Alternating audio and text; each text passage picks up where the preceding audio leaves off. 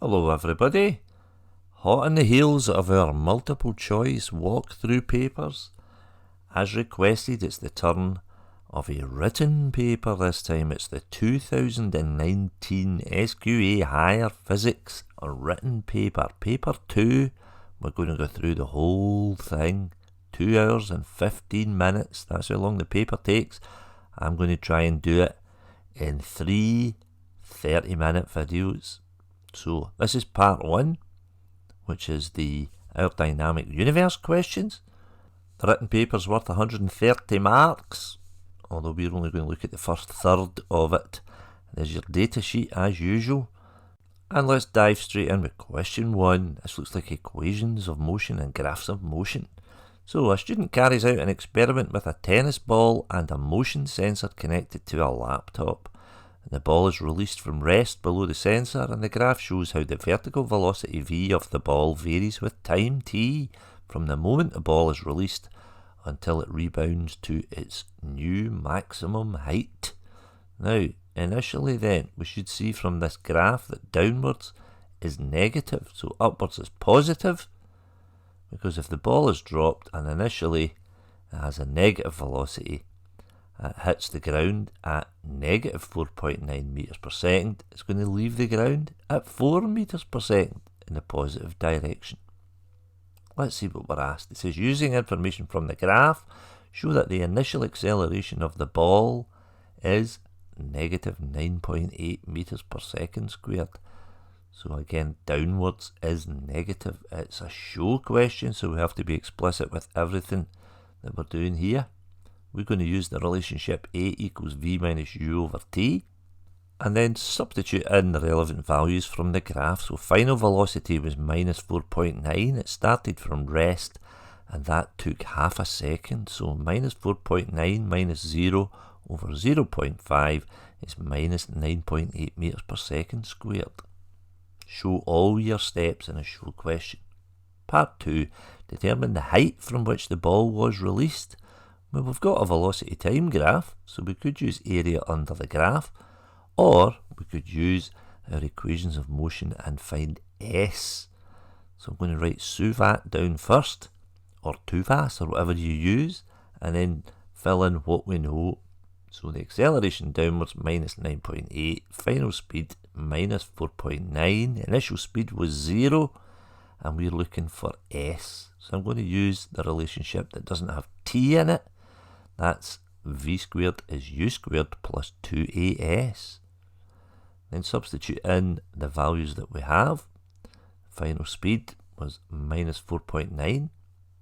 Initial speed was 0, and that's then 2 times minus 9.8 times s, and we're looking for s. So maybe you'll get 2 out of 3 just for writing the relationship and substituting the values in.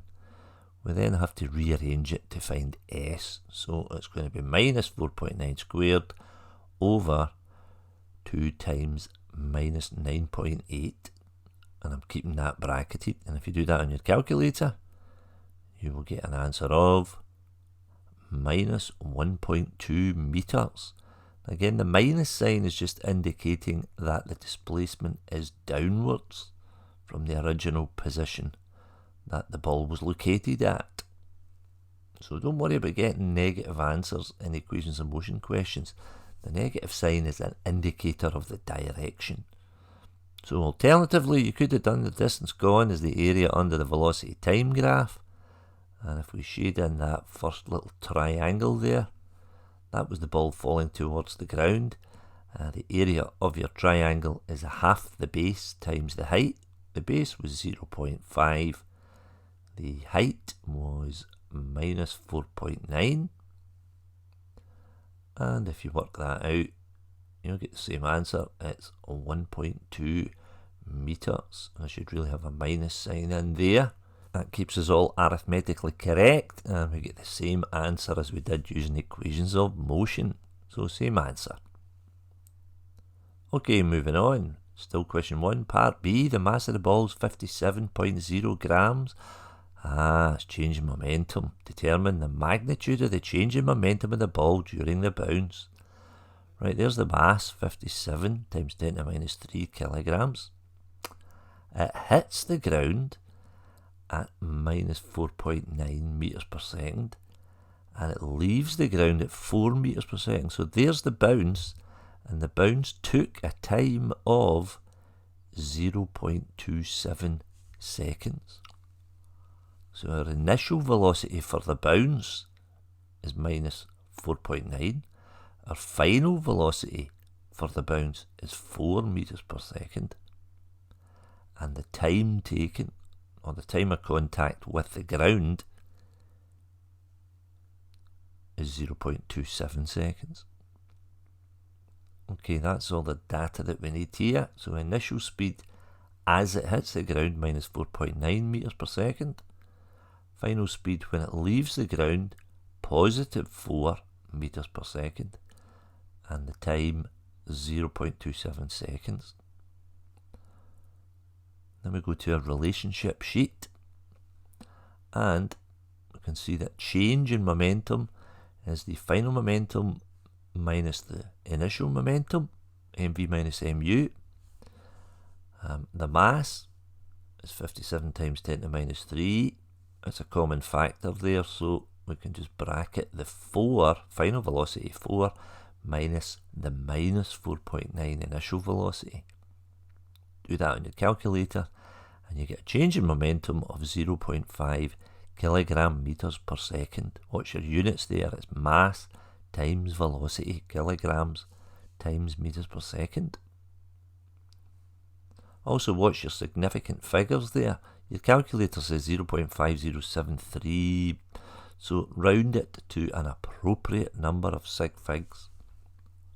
0.51, I think, is the correct answer. Everything's 2 significant figures. Yeah, 2 sig figs for the speeds and the times, so should really be 2 sig figs for my answer, 0.51. Remember, with significant figures, you can always get away with 2 too many or 1 too few, but you can't go wrong with 2 or 3 significant figures. Right, next bit, determine the magnitude of the average force exerted on the ball on the ground during the bounce. Well, we've just worked out the change in momentum, mv minus mu. So average force times time equals change in momentum. So the average force will be the change in momentum divided by the time. So F equals 0.51. In fact, I'm going to pop that 1 back into my previous answer. So 0.51 divided by 0.27 is 1.9 newtons. Watch out on your calculator, I might say 1.8 with a little dot above it. The wee dot is a recurring number, 1.888888, so it rounds to 1.9. Watch out for that. Moving on then, we're still in question 1 part C. Complete the sketch graph of acceleration A against time t for the ball between 0 and 1.18 seconds after it is released, and numerical values are not required on the acceleration axis. Now remember, an acceleration time graph is really just showing you almost like a bar graph of what's happening to the gradient of the velocity time graph. So let's get rid of these green markers here, and we can see from our velocity time graph that we've got a negative gradient, and then a positive gradient during the bounce, and then a negative gradient again. So I'm going to put a couple of dotted lines on my acceleration time graph, just where the ball hits the ground at 0.5 seconds and when it leaves the ground at 0.77 seconds. And then we're just showing we've got a constant negative acceleration before the bounce, a positive acceleration during the bounce, and the same constant negative acceleration as the ball rebounds. So there's the shape of your graph, horizontal lines on an acceleration time graph. Moving on, question 2. This is a student abseiling down the outside of a building using a rope. Mass of the student is 55 kilograms, and the rope with negligible mass is attached to a fixed point X at the top of the building. And that rope's making an angle of 15 degrees to the building, and we have to calculate the weight of the student. So we're into the forces or the dynamics part of the ODU unit. So nice easy start here. We just to calculate the weight of the student. We know his mass is 55 kilograms. So W equals mg, 55 times 9.8. And that gives us 540 newtons. So what's your sig figs here? 2 sig figs. And the numbers in the question, so 2 sig figs in your answer. To part B, determine the tension in the rope. Well, there's the tension shown in the rope there. Let's draw a little right angle triangle here, and we can represent the tension as the hypotenuse of that right angled triangle. And the adjacent side will be the reaction force to the weight of the climber. And there's our 15-degree angle. Now let's copy that little triangle down here, and we can use SOHCAHTOA to find the size of the hypotenuse there. The 540 newtons is the adjacent side, the tension's the hypotenuse, so we're going to use the cos of 15 will be the adjacent over the hypotenuse. That will be 540 over the tension, and rearrange it to find the tension. That's equal to 540 divided by cos 15. And if you do that in your calculator, you'll get an answer of 560 newtons. The tension is greater than the weight of the climber because of the additional horizontal component. Part C, as the student abseils down the building, the angle the rope makes with the building decreases. State whether the tension in the rope increases, decreases, or stays the same, and justify your answer. So let's draw a little triangle again and have another look at it. If the angle was to decrease, then what would happen to the tension? Well, for example, let's make the angle 5 degrees and then do the same sum again.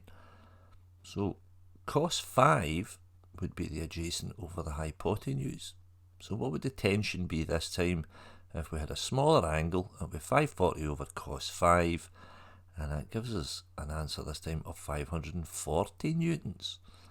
So the tension decreases when the angle decreases, and we've justified our answer by showing a calculation.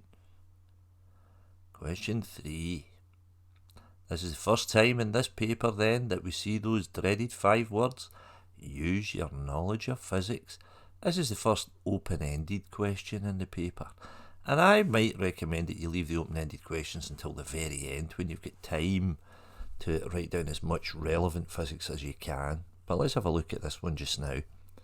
A footballer tells his teammates that a football can be kicked a much greater distance when the ball is initially travelling towards them compared to kicking a stationary ball. And we have to use our knowledge of physics to comment on the statement. Now, it's an open-ended question. It's a very good open-ended question because you could argue either way.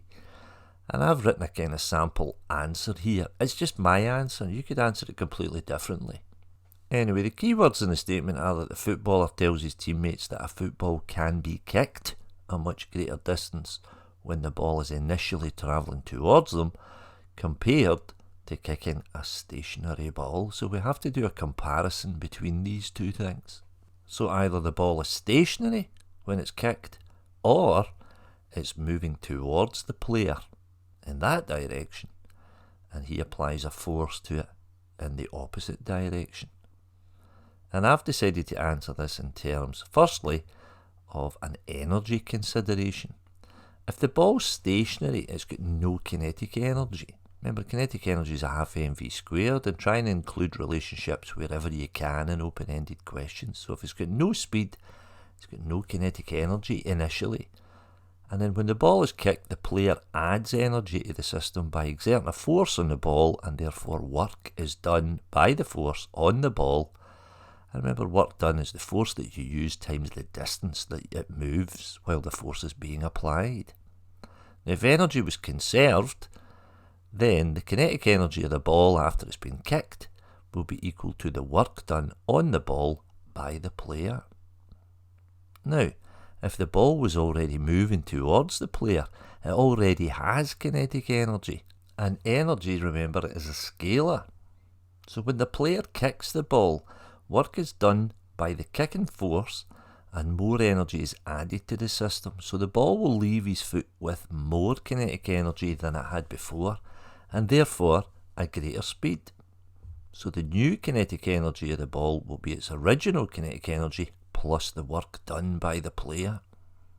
So if the ball has a greater speed, then it will go a greater distance, assuming energy is conserved, because distance equals speed times time. If we also think about impulse, if the ball's moving towards the player, then there's a greater relative velocity between the ball and the player's foot, and therefore the ball will leave his foot with a greater velocity and therefore travel further. And what happens if we think about conservation of momentum? Well, the definition of conservation of momentum is that momentum is only conserved in the absence of any external forces. Well, there is an external force acting here on the ball by the player which gives it more momentum, so the impulse on the ball will be greater than before. Now, I've run out of space here, but you can always continue your open-ended question at the back of the answer booklet, and if you do leave it until the very end of the paper, then you'll have time to add more if you want to. So, if we think about a ball actually hitting a wall here, this is the ball that's initially moving. If the ball's moving in that direction, when the ball hits the wall, its kinetic energy is going to be converted or changed into potential energy. Now, it will be elastic or mechanical potential energy because the ball compresses like a spring, and then this potential energy will change back into kinetic energy again. The point here is there's already energy in the system, and the more elastic that the ball is, the less kinetic energy it will lose in the collision with the wall. And in a purely elastic collision, kinetic energy is conserved, but in reality, kinetic energy will be lost when the ball is kicked by the player, as the collision will be inelastic. So, kind of summing up, the footballer's statement is correct, assuming that the ball retains some of its initial kinetic energy, and the same amount of work is done by the player on each of the balls. Now remember, your open-ended question answer doesn't have to be complete, it doesn't have to be excellent. 3 marks is what you will get for a good answer. 2 if it's reasonable, 1 if it's limited, and 0 if there's no relevant physics there at all. But that was a monster. Great question though. Right, let's move on. Question 4. A communications satellite orbits the Earth at a height of 36 times 10 to the 6 metres above the surface of the Earth. And the mass of the Earth is 6 times 10 to 24, and the radius of the Earth is 6.4 times 10 to the 6. We have to determine the distance between the centre of the Earth and the satellite. So we just have to add the height to the radius of the Earth. That gives us 42.4 times 10 to the 6 metres. Just 1 mark for that. That's the radius of the orbit of the satellite. Now, the gravitational force of attraction between the Earth and the satellite is 57 newtons. We have to calculate the mass of the satellite. We need our gravitation equation here. So F equals gmm over r squared. Small m is the mass of the satellite. F is our gravitational force of attraction, so let's sub that in, the 57. Big G is Newton's universal gravitational constant from the datasheet. The mass of the Earth is 6 times 10 to the 24. Small m is the mass of the satellite, that's what we're looking for. And then that's all divided by the radius of the orbit of the satellite, which we've just worked out in part A, the 42.4 times 10 to the 6. That's the distance from the centre of the Earth to the location of the satellite. And don't forget that r is squared. We're going to rearrange all that to get the mass of the satellite, so 57 times 42.4 times 10 to the 6 all squared, divided by Newton's universal gravitational constant times the mass of the Earth. If you do that on your calculator, you'll get an answer of 260 kilograms. It's a reasonable answer for the mass of a satellite. 2 sig figs in my answer.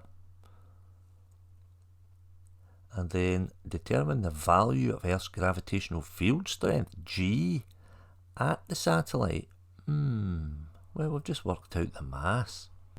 And the gravitational force acting on the satellite at that location is 57 newtons.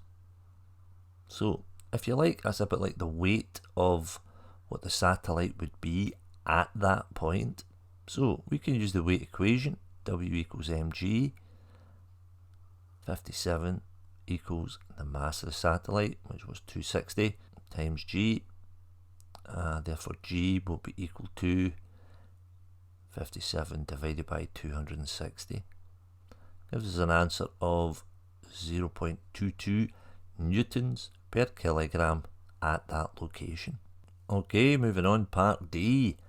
A second satellite has a quarter of the mass of the first satellite, and the distance from the centre of the Earth to the second satellite is half the distance from the centre of the Earth to the first satellite.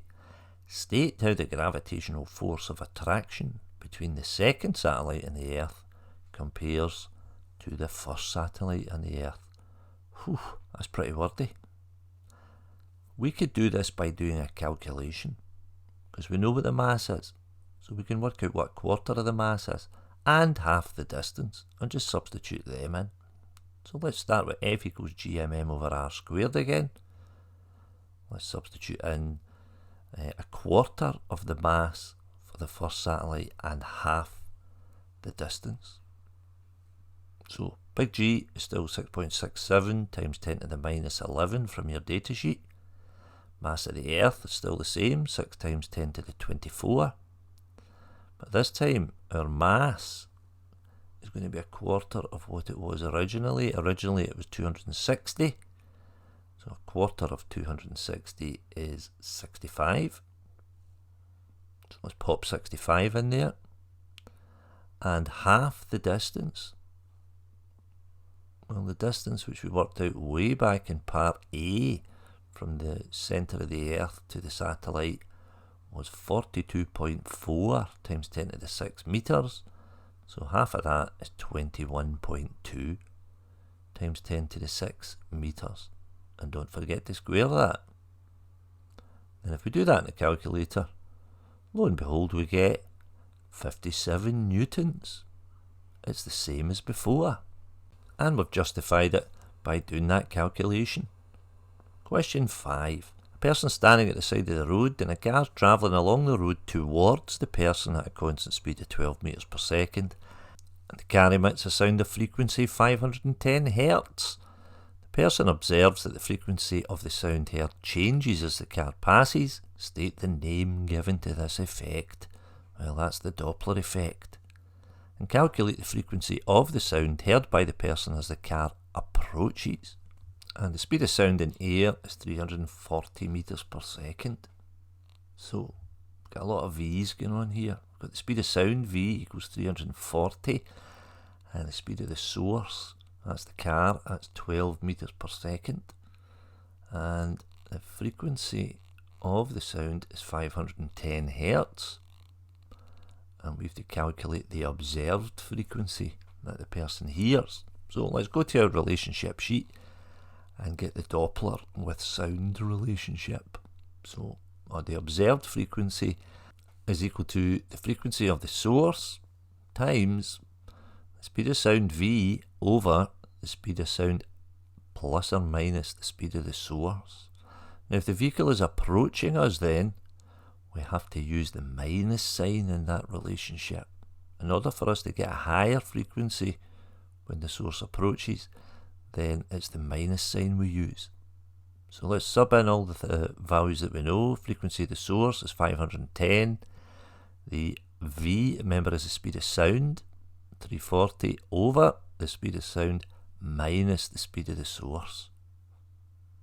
And if you do all that on your calculator, we should get a higher frequency, remember, if the vehicle is approaching us, and we get an answer of 530 Hz.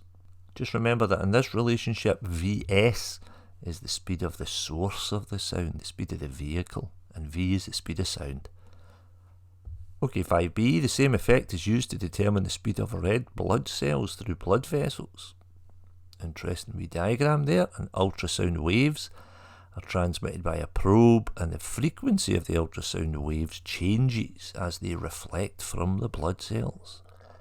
The probe detects the reflected waves, and the velocity of the red blood cells can be determined using the following relationship. And there is a relationship you've never seen before. Somewhere in your higher paper there's always a question that involves an unknown or an unseen relationship. But the good thing is they tell you what everything is, and they'll tell you all the numbers apart from the one that you need to find. So, what numbers have we got here? We're told the frequency of the ultrasound is 3.7 megahertz. That's F. And there's F there in the relationship. And we're told the velocity of the ultrasound is 1,540 meters per second. There's V on the bottom. And during one test, the angle is 60 degrees. That's the theta. And the change in the frequency of the ultrasound is 286 hertz. That's delta F. So we've got all of those quantities. We've just to find this one here, the velocity of the red blood cells during the test. So let's write that relationship down again, and then we're going to rearrange it for the velocity of the red blood cells. It's VRBC that we're looking for. So let's do a wee bit of jiggery-pokery. We'll rearrange it for VRBC, and that's going to be equal to delta F times V over 2F cos theta. Delta F was 286, and times the velocity, which is 1540, and that's all over 2 times F, which is 2 times 3.7 times 10 to the 6, times the cos of 60. Then it's straight on to the calculator, and we get an answer of 0.119 meters per second. Now I've gone to 3 sig figs here, and the reason for that is that all the numbers in the question were 3 sig figs. So again, just keep an eye on your significant figures in your calculations. Okay, last one for this video. Question 6. Stars emit radiation with a range of wavelengths. The peak wavelength of the radiation depends on the surface temperature of the star. This graph shows how the energy emitted per second per unit area varies with the wavelength lambda of the radiation for a star with a surface temperature of 5000 Kelvin. So in the y-axis there we've got energy emitted per second per unit area. That's a bit like irradiance, and wavelength on the x-axis. Now a second star's got a surface temperature of 6000 Kelvin. It's a hotter star. And on the graph above, add a line to show how the energy emitted per second per unit area varies with the wavelength of the radiation for the second star. Well, if it's hotter, it's going to emit more energy per second per unit area, and its peak wavelength is going to have a shorter wavelength than the cooler star. So 2 facts you should know here. Hotter stars emit more energy per second per unit area, and hotter stars have a peak wavelength that is shorter than a cooler star. 2 marks there, 1 for each. Question 6, continued, part B. The table gives the surface temperature in Kelvin of 4 different stars and the peak wavelength of the radiation emitted from each star. And you can see there that as the temperature goes up, the peak wavelength goes down. And we have to use all the data in the table to show that the relationship between the surface temperature T of a star and its peak wavelength lambda peak radiated from the star is T equals 2.9 times 10 to minus 3 over lambda peak. If we rearrange that and get T times lambda peak equals a constant of 2.9 times 10 to minus 3, then maybe we should do that for each of the rows in the table.